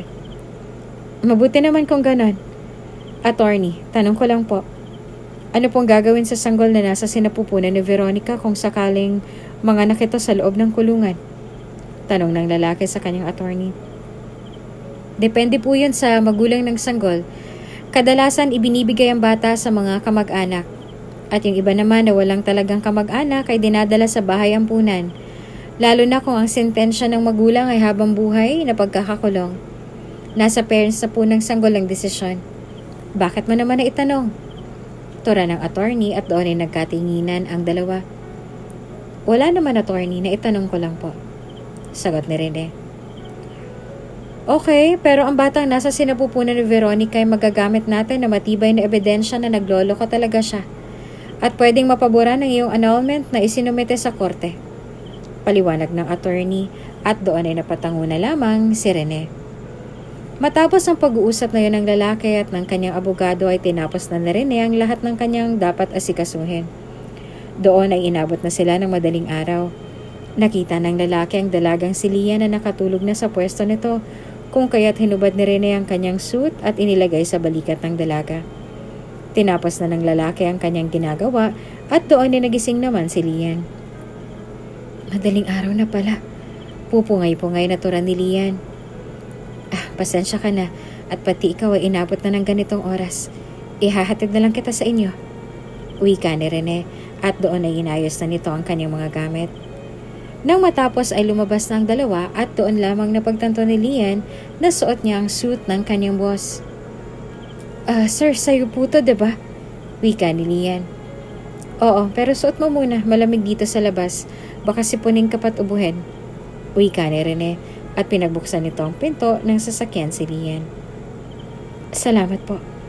Pasasalamat ni Lian ang pagbuksan siya ni Rene. Kaagad na pumasok sa loob ng sasakyan si Lian at ganun din si Rene. Kaagad naman na nag-seatbelt ang lalaki at ganun din si Lian. Ngunit nahirapan ito kung kaya't si Rene na ang nag-ayos ng kanyang seatbelt at doon ay biglang nag-angat ng tingin si Lian at dahil nakayupo si Rene, kaya aksidenteng naglapat ang labi ng dalawa. Nagkatitigan pang dalawa at doon ay nanlaki ang kanilang mga mata dahil sa gulat. Sorry, sabay na wika nilang dalawa. Kapwa na payuko naman sina Lian at Rene. Ilang minuto din na binalot ng katahimikan ang loob ng sasakyan, saka iyon binasag ni Rene. Pasensya ka na, hindi ka sinasadya. Paghingi ng lalaki ng pasensya. Ayos lang, wala ka namang kasalanan. Aksidente ang nangyari. Wika ni Lian at doon ay pinaandar na ni Rene ang sasakyan. Buong biyahe ay tahimik ang dalawa hanggang sa nakarating na sila sa bahay ng dalaga. See you tomorrow, wika ni Rene. Sige, salamat po sa paghatid. Ingat ka po. Paalam ni Lian at pumasok na ito sa kanilang bahay. Umalis naman si Rene at pagpasok naman ni Lian sa kanyang silid ay napahawak ito sa kanyang labi at doon ay napangiti. Uy, si ate, ngumingiti ng mag-isa. Biglang wika ng kapatid ni Lian. Lori, bakit gising ka pa? Takang tanong ni Lian at doon ay naupo ito. Narinig ko kasi yung sasakyan kanina nung boss mo. Kaya nagising ako. Tapos nakita kita dyan, pangiti-ngiti. Siguro crush mo yung boss mo, no? Panunudyo pa ni Lori sa kanyang ate. Lori, tumahimik ka nga. Baka mamaya marinig ka pa ni mama, mapagalitan pa ako. Saway ni Lian sa kanyang kapatid. Ay sus, bakit ka naman pagagalitan ni mama, ate? Nasa tamang edad ka naman na. Ni minsan nga hindi ka pa nagkaka-boyfriend. Wala namang masama kung may paghanga ka kay Sir Rene. Age doesn't matter naman. Wika ni Lori at natahimik naman ang dalaga. Che, may asawa na si Sir Rene. Kaya tigilan mo yan, Lori. Ayoko din naman na umasa. Masakit kayong masaktan. Wika ni Lian. Di ba magpapaanal na sila ng asawa niya? Di may chance na kayo. Wala namang masamang umasa. Pero ingat din sa puso mo. At saka malay mo naman, di ba, may pagtingin sa'yo si Sir Rene. Tura nito at napabuntong hininga na lamang si Lian. Siya, matulog na tayo, antok lang yan. Iyon na lamang ang nasambit ng dalaga sa kanyang kapatid. Noon pa man ay takot na si Lian na umibig, lalo na't lumaki ito sa pamilyang magulo. Pakiramdam ng dalaga noon ay halos lahat ng lalaki kapareho ng kanyang ama. Ngunit nang pumasok siya sa buhay ni Rene ay doon nagbago ang pananaw ng dalaga. Buong gabi, hindi mawala sa isipan ni Lian ang halik na yon, kahit na aksidente lamang ang nangyari. Nakatulog na lamang si Lian sa kakaisip sa nangyari. Ate Lian, gising na, may naghihintay sa'yo sa baba. Gising ni Lori sa kanyang ate. Napabalikos naman sa kama si Lian dahil sa pagsigaw na yon ng kanyang kapatid. Ano bang trip mo, Lori? Ang aga-aga na iinis ka eh. Wika ng dalaga sa kanyang kapatid. Napahilamos pa sa kanyang mukha ang dalaga at nanlaki ang mga mata nito na makita si Rene sa may pintuan at nakangiti ito. Nananaginip ba ako? Kunot noong tanong ni Lian sa kanyang sarili at napakusot-kusot pa ito sa kanyang mata. Ate, si Sir Rene talaga yan. Kanina pa kita ginigising at hindi ka natitinag kaya sumigaw na ako para lang mapabangon ka. Wika ni Lori at kaagad na napatayo si Lian at nagtungo sa kanyang banyo. OMG, ang cute niya. Pero teka, may muta ba ako? Nakakahiya. Nakita niya ako na ganitong itsura ko. Yari sa akin ang batang yan. Asar na wika ni Lian at nagilamos ito ng kanyang mukha.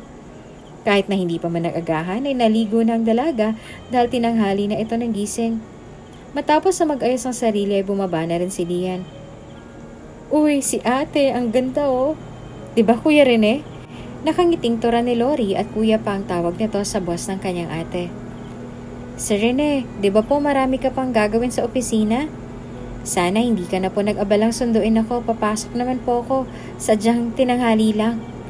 Wika ni Lian sa kanyang boss. Hindi na kasi ako makapaghintay na sabihin sa'yo ang magandang balita. Turan ni Rene sa dalaga. Magandang balita? Ano po? Kunot noong tanong ni Lian. Nakasuhan na sina Veronica at Lance. Higit pa doon ay naaprobahan na ng korte ang annulment namin. Wika ni Rene at doon ay natuwa si Lian. Kahit na tila ba natuwa si Lian dahil may pag-asa na sila ni Rene, ngunit naaawa pa din ang dalaga sa magiging anak nila Veronica. Nakausap na po ba kayo ni Madam Veronica? Tanong ni Lian at napakunot naman ang noon ni Rene. Para saan pa? Tapos na ang lahat sa amin. Wika ni Rene at hindi na lang kumibo si Lian. Kumain na tayo? Wika ng ina ni Lian at doon ay natahimik ang mga ito. Kuya Rene, may anak ka na po ba? Tanong ni Lori at doon ay nalakihan ito ng mata ng kanyang ate. Nako, wala kaming anak ni Veronica. Sagot ni Rene at doon ay kumain na ang mga ito. Kumakain ka po ng ganitong klaseng pagkain? Tanong ni Lian sa kanyang boss. Hindi naman ako maarte. Basta nakakain ay ayos sa akin. Nakangiting wika ni Rene at nagsimula na itong kumain. Naging tahimik ang mga ito habang kumakain. Hindi na din nagsalita pa si Lori dahil sinaway na ito ng kanyang ate. Matapos kumain ay nagpaalam na sila Lian at Rene. Tulad ng palaging ginagawa ng lalaki, pinagbuksan nito ang dalaga ng pinto ng sasakyan. Nag-seatbelt naman ng kusa si Lian dahil muli niyang naaalala ang nangyari nung gabi. Nakatulog ka ba ng maayos? Tanong ni Rene kay Lian. Opo naman, kaso nga lang, umaga na kaya tinanghali ako ng gising kanina. Wika ni Lian sa amo. Pasensya ka na. Tinapos ko na kasi lahat kagabi. Wika nito at ngumiti. Bakit mo po pala ako sinundo? May kailangan po ba napuntahan tayo? Nakakahiya naman po sa'yo. Wika ni Lian at natanong ang amo. Wala kasi akong gagawin sa office since natapos ko na siya kagabi.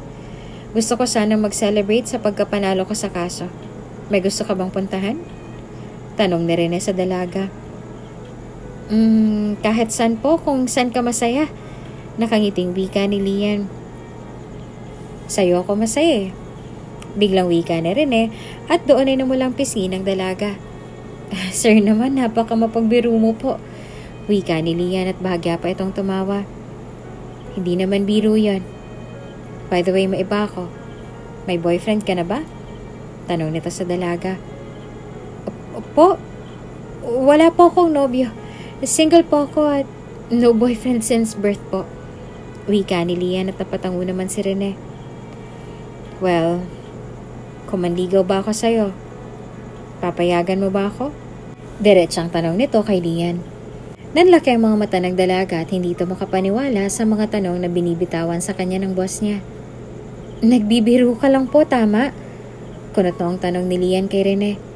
Ngumiti naman ang lalaki at saka nito inihinto sa gilid ng kalsada ang sasakyan. Paano kung sabihin kong seryoso ako? Wika nito at natameme naman si Lian. Sir, hindi po ako nakikipagbiruan. Wika ni Lian at pulang-pula na ang pisngi nito. Sa totoo lang, ay napapaisip ang dalaga kung totoo nga bang sinasabi sa kanya ni Rene o nagbibiro lamang ito. Tila ba umaasa din ang puso ng dalaga na sana ay hindi nagbibiro ang kanyang boss, ngunit ang isip ng dalaga ay taliwas sa kanyang puso. Para bang natatakot ito na umasa at baka masaktan lamang siya. Hindi din naman ako nagbibiro ah. Ang totoo kasi niyan, Lian. Nahulog ng loob ko sa'yo. Pag-amin nito na siyang ikinabilis naman ang tibok ng puso ng dalaga. Para bang sasabog iyon anumang oras dahil sa kilig na kanyang nararamdaman. Kailan pa? Kunot ang tanong ni Lian at doon hinawakan ng lalaki ang kanyang kamay. Noon pa, Lian. Nang nasa mansyon pa lang tayo. Nang nakilala kong tunay mong pagkatao, nahulog ang puso ko sa'yo. Pero pinigilan ko kasi alam kong may asawa ko. At ayokong mapahama ka ng dahil sa akin. Pero ngayon na malaya na ako, hindi ko nasasayangin ang oras na meron ako. Lian, mahal kita. At ngayon, sincere ako nakaharap sa'yo. Maaari ba kitang ligawan? Mahabang litanya ni Rene sa dalaga. Hindi naman lubos maisip ni Lian na pareho pala sila ng nararamdaman ng kanyang boss.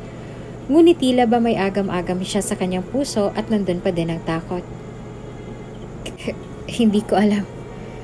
Aminado ako na may pagtingin po ako sa inyo pero may takot dito sa puso ko na hindi ko maipaliwanag. Alam ko na mabuti kang tao at ngayon ay malaya ka na. Pero hindi pa din mawala sa isipan ko na nandyan pa din si Madam Veronica. Sa totoo lang hindi po ako masaya na nasa kulungan siya. Ang ibig ko pong sabihin, oo masaya ako para sa'yo kasi nakamit mo na yung nais mo. Pero nandun pa din po ang awa. Paano yung bata? Lalaki po siyang walang magulang? Sa tingin ko po, kailangan niyo po munang mag-usap ni Madam Veronica para po makampante ang puso ko. Paliwanag ni Lian at napatango naman si Rene. Kung ngayon ang magpapakakampante sa'yo, sige, gagawin ko. Pero gusto ko kasama kita dahil nandun pa din ang takot na muli ko siyang makaharap. Na baka manumbalik ang sakit. Wika ni Rene at doon ay nagkasundo ang dalawa na sabay nilang haharapin si Veronica sa kulungan. Salamat sa pangunawa. Lumaki kasi ako sir sa magulong pamilya kaya takot ako na baka ganun din ang mangyari sa pamilyang bubuuin ko Kung sa umpisa pa lang ay may mali na. Dagdag pa ni Lian at matamis ang ngumiti sa binata. Nauunawaan ko. Wala kang dapat isipin. Turan ni Rene at doon ay nagyakapan ng dalawa. Matapos ngang pag-uusap na yon ay nagtungo na sa isang pasyalan ng dalawa. Tara, sakay tayo dun sa Ferris wheel. Wika ni Lian. Pwede bang ibang rides na lang? Tanong ni Rene. Ha? Bakit? May takot ka ba sa rides? Tanong ni Lian sa binata. Hindi hindi lang talaga ako mahilig. Palusot pa ni Rene sa dalaga. Sa totoo lamang hindi pa nakasakay sa ganong mga rides ang binata dahil puro lamang sa trabaho noon. At never naman silang lumabas o pumunta sa mga ganong pasyalan ni Veronica dahil pareho silang abala sa trabaho. Ganun ba? Sige, wag na nga lang, sa iba na lang. Wika ni Lian at dinala nito si Rene sa isang laruanan at doon ay sumubok ang mga ito. Labis ang sayang nararamdaman nilang dalawa. Enjoy naman si Rene dahil iyon ang unang beses na nakapunta ito sa ganong klaseng lugar. Matapos mamasyal at magsaya sa lugar na yon ay kumain naman ang mga ito ng turo-turo. Ano to? Sure ka ba na malinis to? Tanong ni Rene sa dalaga. Ngumiti naman si Lian at saka nagturan. Oo naman. Kakainin ko ba yan kung madumi? At saka masarap yan, tiwala lang. Wika ni Lian at doon ay tinikman na nga ng lalaki ang pagkain. In fairness, masarap siya. Anong tawag dito? Tanong nito sa dalaga. Yang kinain mo, fishball ang tawag dyan. Tapos tong kulay orange, kwek-kwek naman. Tong isa naman ay kikiam. Street foods ang mga yan. Kumbaga, turo-turo. Paliwanag ni Lian kay Rene. Wow kakaibang lasa at masarap siya. Kahit mura at mababang presyo. Tura ng binata at nagustuhan nito ang lasa ng pagkain. Masarap ba? Tanong ni Lian kay Rene. Oo, nagustuhan ko nga eh. Sige, kumain ka pa kahit ilan pang bilhin mo. At saka ang sarap nitong sawsawan na. Sila bang gumagawa nito? Binibili nila. Litanya ng binata. Kuya, sariling gawa mo tong sauce? Tanong ni Lian sa tendero. Opo ma'am, sarili ko pong gawa yan. Sagot nito at namangha naman si Rene. Alam mo sir, pwede mo tong gawing negosyo kasi masarap siya. Panigurado, papatok ito sa mga customer.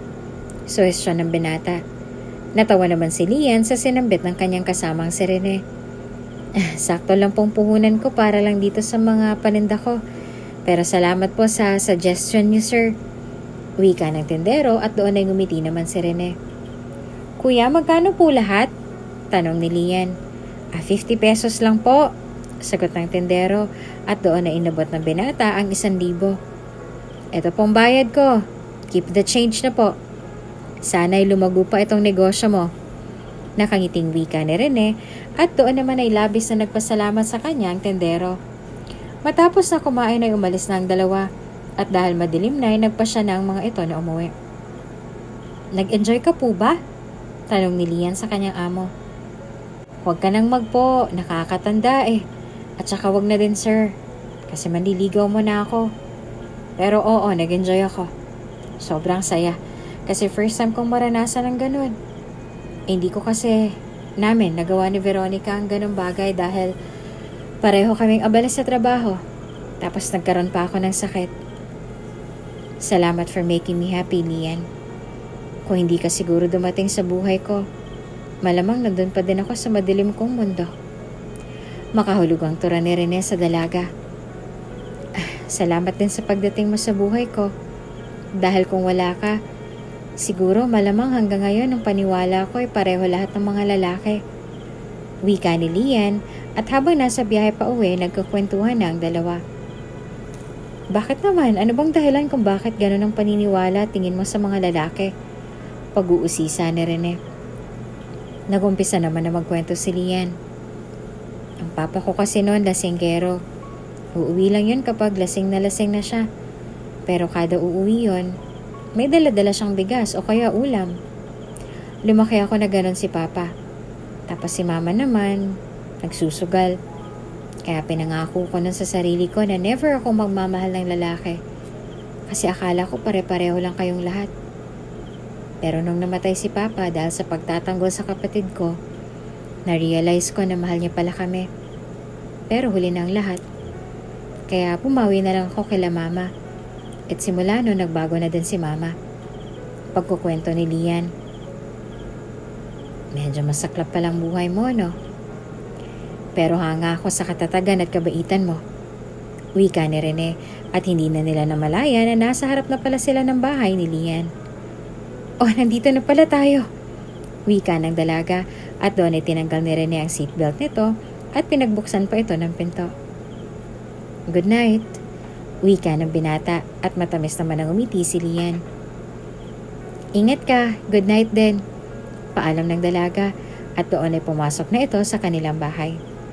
Umalis naman si Rene at doon ay abot langit ang sayang nararamdaman ni Lian. Makalipas ang ilang araw, ay napagpasyahan ng dalawa na dalawin si Veronica sa kulungan upang makausap ito. Rene? Lian? Nauutal ang wika ng babae at malaki na ang tiyan nito. Kamusta? Naiilang na tanong na Rene. Doon ay bigla na lamang bumuhos sa mga luha sa mga mata ni Veronica at lumuhod ito sa harapan ng dating asawa. Rene, patawarin mo ako sa lahat ng ginawa ko. Hirap na ako dito sa kulungan at halos araw-araw pinagsisisihan ko ang lahat ng nagawa ko sa'yo. Sana mapatawad mo pa ako. Umiiyak na wika nito habang nakaluhod.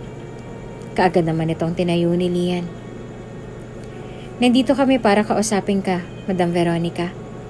Magalang na wika ng dalaga at kahit na hindi niya na ito amo ay madam pa din ang tawag nito sa babae. Ano yon? Alam ko na malaking pagkakasala ko sa iyo, Lian, at labis akong humihingi ng patawad.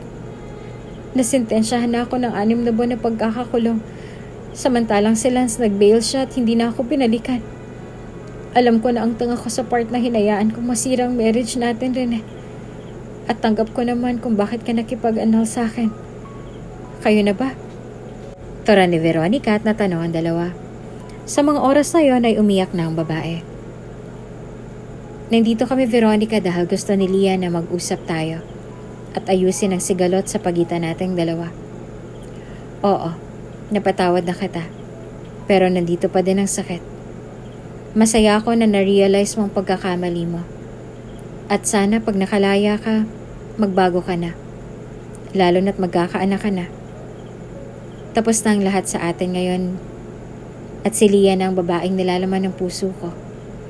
Kung may kailangan ka man, nandito naman ako bilang kaibigan na lang at handa kitang tulungan. Lalo na kung iyon ay para sa pagsisimula mo sa buhay. Tura ni Rene at doon ay naiyak lalo si Veronica dahil sa kabutihan ni Rene at ni Lian. Sana, Madam Veronica, magsilbing aral sa iyong mga naganap. Nalulungkot ako dahil sa mga oras na ito ay wala ang taong pinili mo. Ngunit ano pa man ang pagsisising gagawin mo, o nino man, huli na dahil nangyari na. Ang magagawa mo na lang po ay bumawi dyan sa magiging anak mo. Gaya nga ng sinabi ni Rene, kung kailangan mo ng tulong, lumapit ka lang. Nagkaroon ka man ng kasalanan sa iyong dating asawa, ang mahalaga ay pinagbayaran mo na yon at hindi mo na tinakbuhan. Wika ni Lian na mas lalong nagpahagulhol kay Veronica. How did I deserve this? Bakit ang bait-bait niyo sa akin? Dapat di ba magalit kayo sa akin dahil malaki ang naging kasalanan ko sa iyo? Pero bakit ganito kayo? Umiiyak na tanong ni Veronica. Dahil lahat ng tao deserve ang second chance. At nakita naman namin na pinagsisisihan mo ng lahat ng iyong nagawang kasalanan. Sana lang ay totoo ang lahat at hindi pagpapanggap. Wika ni Rene. Sana, paglayo mo, magbagong buhay ka na, hindi lang para sa'yo, kundi para din sa sarili mo. Dagdag pa ni Lian. Salamat sa inyo.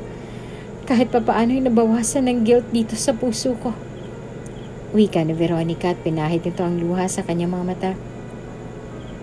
Matapos ang pag-uusap na yon ay nakapagpatawaran ng dating mag-asawa. Naging masaya naman si Veronica para sa dalawa. At nang maayos ang problema, doon ay niligawan ni Rene si Lian. Para sa maganda kong sekretarya, flowers for you, aking binibini. Matamis sa wika ni Rene sa dalaga. Ay sus, bolero. Wika naman ni Lian at matamis na ngumiti sa binata. Bakit? Totoo naman ang sinabi ko ah.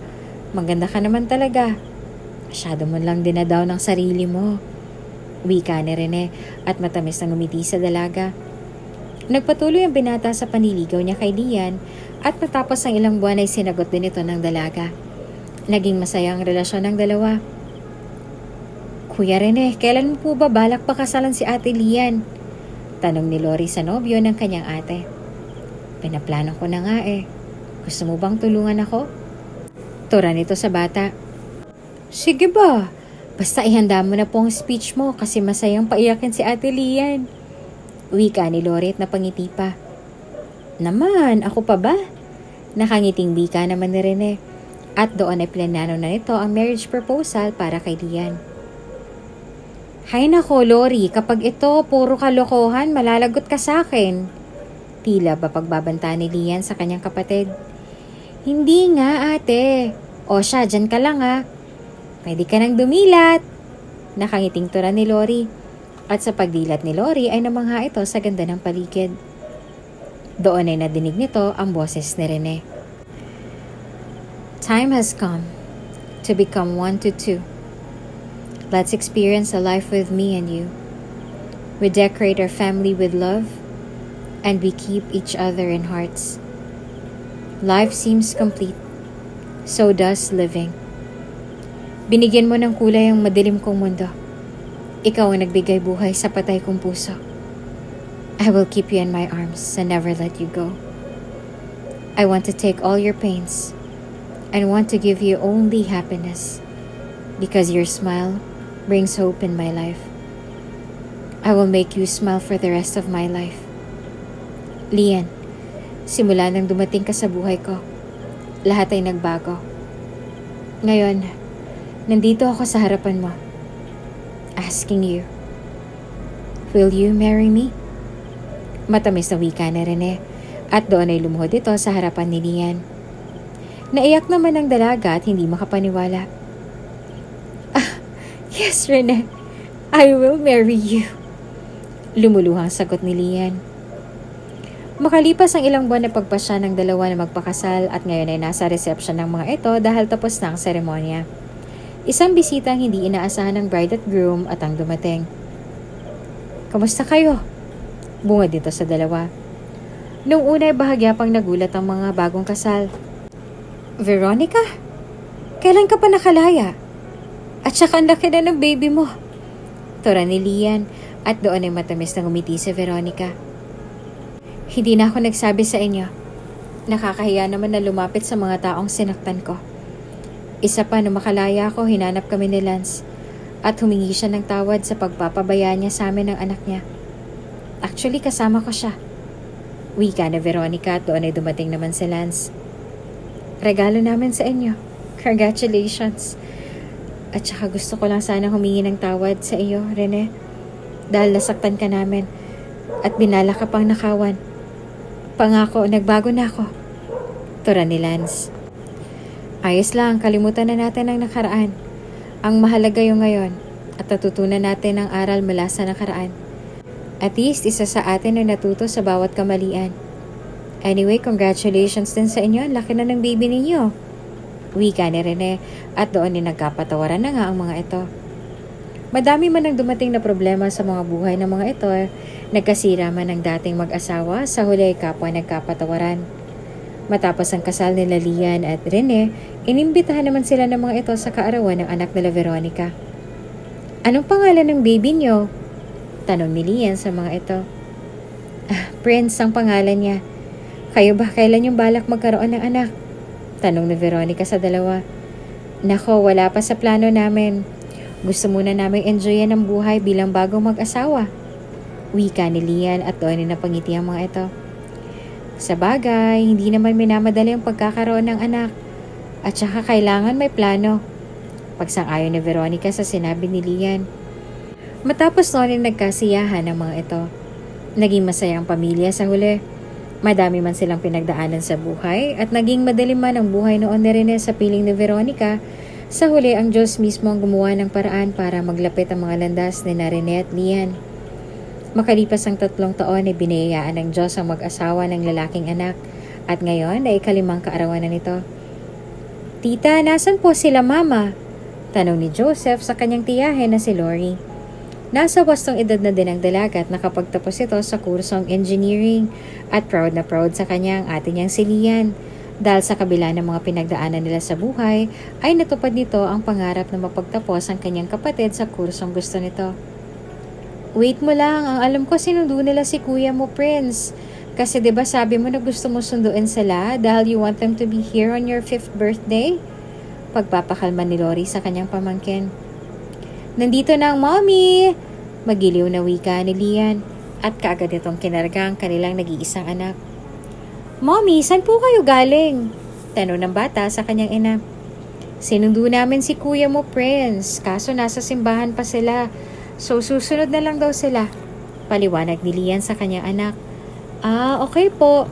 Tipid na wika ng bata. Lori, nasan si mama? Bala ko na dalawan natin si papa ngayon. Mamaya pa naman ang handaan ni Joseph. Pinaayos ko ng venue. Wika ni Lian sa kapatid. Hindi ba dito sa bahay niyo gaganapin ang birthday ni Joseph, ate? Takang tanong ni Lori sa kanya nakatatandang kapatid. Hindi no, darating yung ibang kamag-anak nila kuya mo rin at dadalo din yung ilang katrabaho niya sa kumpanya. Sagot ni Lian at napatango naman ang kapatid nito.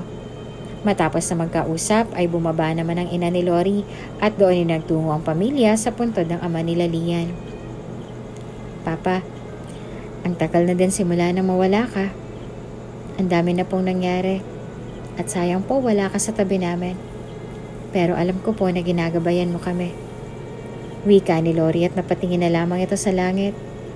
Nilinis sa mga ito ang lapida at puntod ng kanilang ama dahil natabunan na ito ng mga dahon.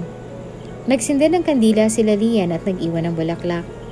Hindi naman nagtagal ang mga ito doon at dumiretso na sa venue ng kaarawan ng anak nila Lian na si Joseph. Halos lahat ng bisita ay naroon na at kaagad na nagbihis sila Lian. Matapos na mag-ayos ang kanilang mga sarili, ay nag-umpisa na ang selebrasyon. Doon ay lahat ng bisitang dumating ay sinalubong nila Rene. Naging maayos at maganda ang kaarawan ng kanilang anak. Nang matapos ang kasiyahan ay kapwa pagod na pagod ang mag-asawa. Grabe, napagod ako sa birthday celebration ni Joseph. Wika ni Rene at minamasahe ni Lian ang paa nito. Sinabi mo pa, pero naisip ko, ang bilis pala ng panahon ano. Parang kailan lang ang liit pa ni Joseph, ngayon tumatakbo na. Wika nito sa asawa at matapos masaya ng asawa ay nagyakapan ng mga ito. Doon ay inalala nilang lahat ng kanilang pinagdaanan sa buhay bago nila nakamit ang buhay na meron sila ngayon. Sa huli, naging masaya ang bawat isa sa kanila. Si Lian at Rene naging masaya sa piling ng isa't isa at sa nag-iisa nilang anak na si Joseph. Samantalang si Veronica naman, bagamat nagkamali ay natuto ito at kalaunan ay bumuo ng kanyang pamilya kasama si Lance at ang anak nilang si Prince at ang kapatid ni Lian na si Lori. Sa wakas ay nakamit na nito ang kanyang pangarap at ngayon ay kasama nito ang kanilang ina. Minsan nawawalan tayo ng pag-asa sa buhay. Yung tipong parang ayaw mo na. Hinahanda niya tayo para sa mas malaking blessing sa buhay natin. Ituloy lang natin ang buhay kahit na ang hirap-hirap na dahil walang word na suko sa taong may tiwala sa Diyos. Fight lang ng fight. God has a plan for us. Never lose hope. Lahat ng pagsubok ay may dahilan. Lahat ng paghihirap may katapusan. Maniwala ka at magtiwala sa Diyos. Ano man ang problema natin, malalampasan natin to.